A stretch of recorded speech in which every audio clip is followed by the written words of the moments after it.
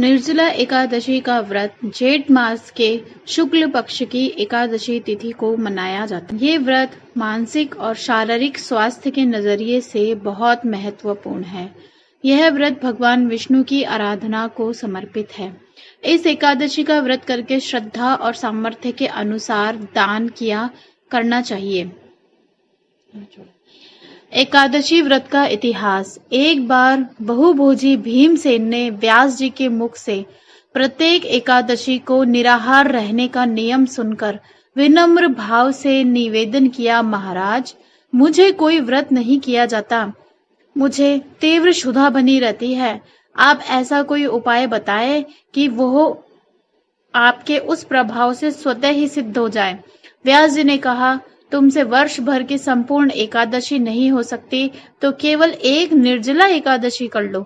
इसी से साल भर की एकादशी करने के समान तुम्हें फल प्राप्त होगा। भीम ने वैसा ही किया और स्वर्ग को गए। यह एकादशी भीमसेनी एकादशी के नाम से जानी जाती है। दोस्तों, यह सभी पर लागू है। यदि आपने साल भर में एक भी एकादशी नहीं की है तो यह एकादशी आप हाथ से जाने ना देवें। निर्जला एकादशी का अपना ही महत्व है। बिना जल ग्रहण किए उपवास रखकर यह व्रत कठिन तप है और इसकी साधना भी बहुत महत्वपूर्ण है। इस व्रत को भीमसेन एकादशी या पांडव एकादशी के नाम से जाना जाता है। 5 पांडवों में एक थे भीमसेन, जिन्होंने इस व्रत का पालन किया था और वैकुंठ गए थे, इसीलिए यह भीमसेनी एकादशी है। 2 एकादशियों सहित साल की 25 एकादशी व्रत का फल इस एकादशी से मिल जाता है। निर्जला एकादशी के दिन आहार के साथ जल का संयम बहुत जरूरी है। इस व्रत में जल ग्रहण नहीं किया जाता, निर्जल रहकर ही व्रत का पालन किया जाता है। व्रत मन को संयमित रखता है, शरीर को ऊर्जा देता है। पुरुष और महिला दोनों इस व्रत को कर सकते हैं। इसमें आपको विशेष इन बातों का ध्यान देना है कि अगले सूर्योदय से पहले आपको पानी नहीं पीना है। आप कम से कम बोले, हो सके तो मौन रहने की कोशिश करें। आप दिन भर सोए भी नहीं, ब्रह्मचर्य का पालन करें। ना तो झूठ बोले, ना गुस्सा और ना किसी से वाद विवाद। अब हम करते हैं इसकी कथा। जब वेद व्यास ने पांडवों को चारों पुरुषार्थ धर्म, अर्थ, काम, मोक्ष देने वाली एकादशी का व्रत का संकल्प कराया था, तब युधिष्ठिर ने कहा, जनार्दन, ज्येष्ठ मास के शुक्ल पक्ष में जो एकादशी पड़ती है, आप उसके बारे में वर्णन करिए। भगवान श्री कृष्ण ने कहा, हे राजन, इसका वर्णन तो परम धर्मात्मा व्यास जी करेंगे, क्योंकि ये संपूर्ण शास्त्रों के तत्वज्ञ और वेद वेदांगों में पारंगत विद्वान है। तब वेद व्यास जी ने कहा, कृष्ण और शुक्ल पक्ष की एकादशी में अन्न खाना वर्जित है। द्वादशी यानी कि अगले दिन आप स्नान करके पवित्र होकर फूलों से भगवान केशव की पूजा करें, ब्राह्मणों को भोज करवाएं और फिर आप अंत में स्वयं भोजन करें। यह सुनकर भीमसेन बोले, बुद्धिमान पितामह, मेरी उत्तम बात सुनिए।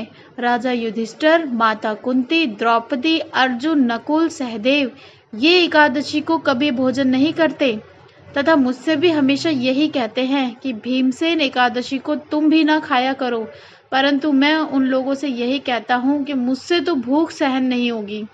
भीमसेन की बात सुनकर व्यास जी ने कहा, यदि तुम नरक को दूषित समझते हो तो तुम्हें स्वर्ग लोक की प्राप्ति अभिष्ट है, तो दोनों पक्षों की एकादशी के दिन भोजन मत करना। भीमसेन बोले, बुद्धिमान पितामह, मैं आपके सामने सच कहता हूँ, मुझसे एक बार भोजन करके भी व्रत नहीं किया जा सकता, तो फिर उपवास करके मैं कैसे रह सकता हूँ। मेरे उदर में व्रक नामक अग्नि जल जाती है। मैं बहुत अधिक खाता हूँ, तभी यह शांत होती है। इसलिए महामुनि, मैं पूरे वर्ष भर में केवल एक ही उपवास कर सकता हूँ, जिससे स्वर्ग की प्राप्ति भी आसानी से हो, मैं कल्याण का भागी भी हूँ। ऐसा व्रत करके आप मुझे निश्चित करके बताइए, जिसका मैं पालन कर सकूं। व्यास जी ने कहा, भीम, जेठ मास में सूर्य वृष राशि पर हो या मिथुन राशि पर, शुक्ल पक्ष में जो एकादशी हो, उसका यत्न पूर्वक निर्जल व्रत करो। आप सिर्फ मुंह में कुल्ला करने के लिए ही जल डाल सकते हो और उसको आपको बाहर छोड़ना है, मुख के अंदर नहीं, तब भी आपका व्रत भंग माना जाता है। एकादशी को सूर्योदय से लेकर दूसरे दिन के सूर्योदय तक मनुष्य जल का पूर्णतः त्याग करता है, तभी यह व्रत पूर्ण माना जाता है। इसके बाद 12 को प्रभात काल में आप स्नान करके ब्राह्मण को विधि पूर्वक जल और सुवर्ण का दान करें। सब कार्य पूरा करके पुरुष ब्राह्मणों के साथ भोजन करें। वर्ष भर में जितनी एकादशी होती है उन सब का फल मनुष्य इस अकेली निर्जला एकादशी से प्राप्त कर सकता है, इसमें तनिक भी संदेह नहीं। शंख चक्र गदा धारण करने वाले भगवान केशव ने मुझसे कहा था, यदि मानव सबको छोड़कर एकमात्र मेरी शरण में आ जाए और एकादशी को निराहार रहे तो वह सभी पापों से मुक्त हो जाता है। कुंती नंदन, निर्जला एकादशी के दिन श्रद्धालु स्त्री पुरुष के लिए जो विशेष दान और कर्तव्य विहित है, अब आप उन्हें सुने।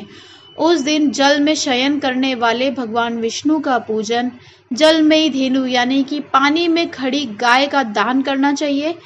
सामान्य गाय या घी से बनी गाय का दान भी आप कर सकते हैं। इस दिन दक्षिणा और कई तरह की मिठाइयों से ब्राह्मण को आप संतुष्ट कर सकते हैं और उनके संतुष्ट होने पर ही श्री हरि मोक्ष प्रदान करते हैं। श्री हरि की पूजा रात्रि में जागरण करते हुए करना चाहिए।